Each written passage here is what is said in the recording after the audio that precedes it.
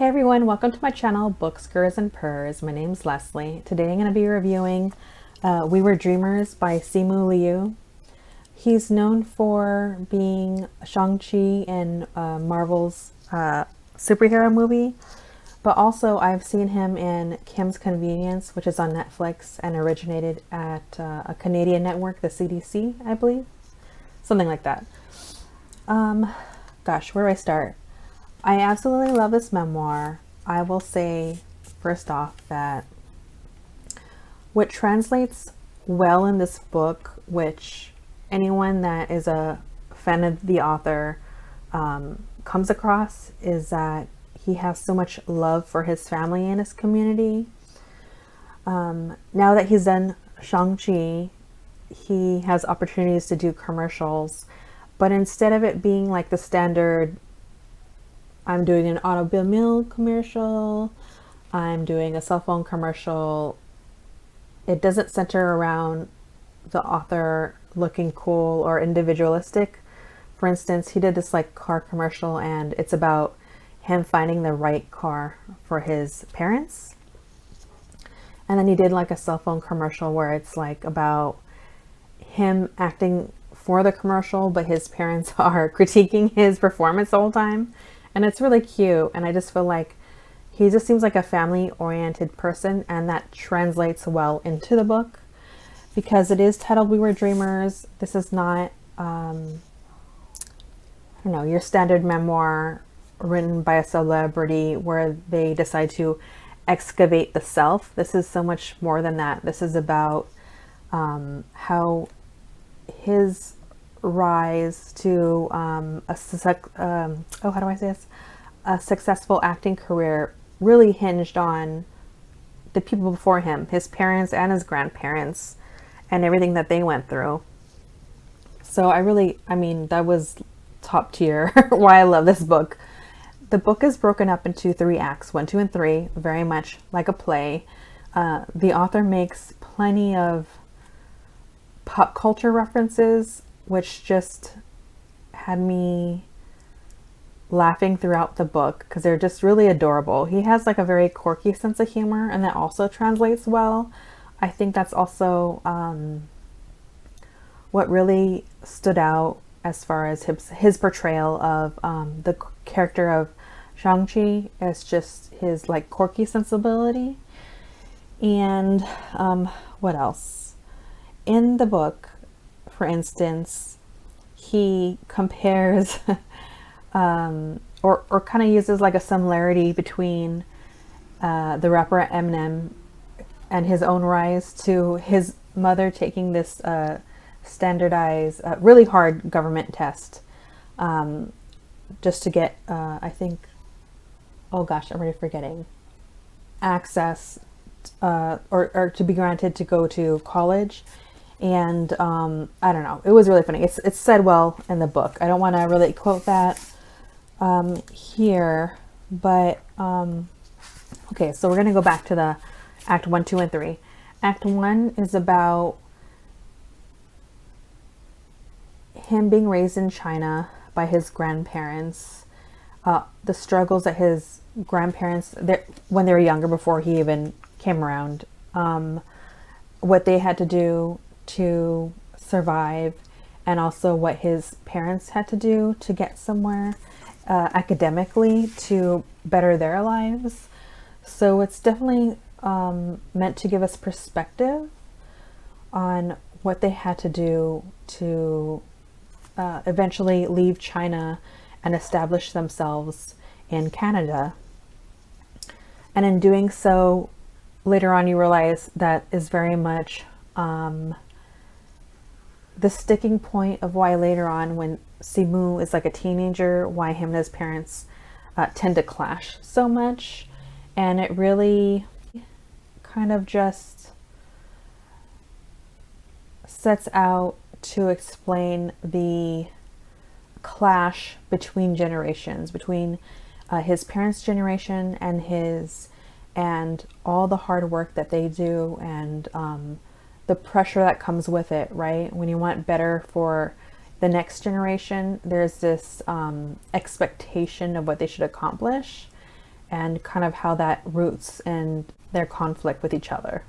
So that's the first act. The second act is, again, like the conflict with him and his parents and trying to figure out what he wants to do with his life. And then it also explores his life as an accountant, which he was unhappy with. And then the third act goes into him really taking acting seriously and really trying to make that a career path for him. It's really a beautifully written book that has like a strong sense of voice.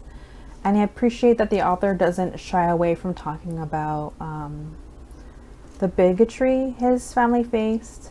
And he also frames it in the way that he talks about the friendly stereotype Canada has versus reality.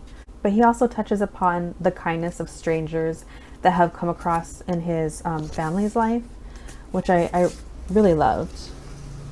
All right, you know what? I was looking for something in particular to quote that kind of creates a good example of the thread throughout the book. But instead, I wanted to read to you how the author was talking about when he was on Kim's Convenience. Although the show started out strong in terms of writing, over time he felt like some of the characters were kind of written in a way that was two-dimensional, and there wasn't any representation really in the writing room, and that was very problematic. And so he wrote, when he brought this up, "You owe that show everything. Put your head down and show some gratitude." There's so much I could say about that in terms of, you know, just a cycle that's being created to hold others down and control others. But instead, I'm gonna just like focus on the positive and say how much of a role model of the author being someone I admire, because he really speaks up even though he doesn't know what the outcome's going to be. He really seems to be a person that will just like point things out, even if it's uncomfortable to hear. And kind of circling back to how I said earlier on that he just seems like the type of person that really cares about his family and community. That's again translated really well in this book because, you know, especially during this pandemic, I probably spend way too much time watching YouTube videos, but he goes on and he'll mention like working on a web series for Wong Fu, and I was just so excited, I guess, to just see him champion other people doing their work, and him bringing them up, him, you know, making a conscious decision to bring up the people that he's worked with. And I feel like that's a form of uplifting others, you know, is to basically, even if he didn't mean it in this way, I felt like he was like giving a shout out to these other incredible people that he's worked with. And I also like, this is totally not important, that he talks about boba tea, because on a personal note, I moved around a lot, but like a chunk of my life I lived in an area that had like a slew, especially in my teenage years, of like boba shops. So that's like my go-to. And now where I live in Los Angeles, I'm still somewhat near Koreatown, so there's plenty of boba places there, and I'm always stopping by on my way to pick up my daughter some sort of boba tea. So that's totally not important to reviewing the book, but I just got excited that someone was like, you know, bringing it up, you know, bringing the representation. So I thought that was kind of cool. Anyways, I would just say that I really enjoyed this book, and I feel like anybody that likes memoirs will also like this memoir. It's not like what you might think it is when you see him on the cover. Maybe you think it's just going to be like some celebrity memoir, but it really isn't. It's really about him and his entire family, you know, and it's just really beautifully told. And what else could I say? I don't really have a critique. I just enjoyed this book so much. I would just say I would kind of have liked it if he had his parents on the cover with him. That would have been so cool. But I get it. It's his memoir. But I just think that would have been kind of cool. The other thing is, he does talk about being an accountant, and at some point in that section it does feel like a little bit of a lull. So I did have to, how do I say it? I did have to kind of push through that section, but that's it. Besides that, the entire book is great.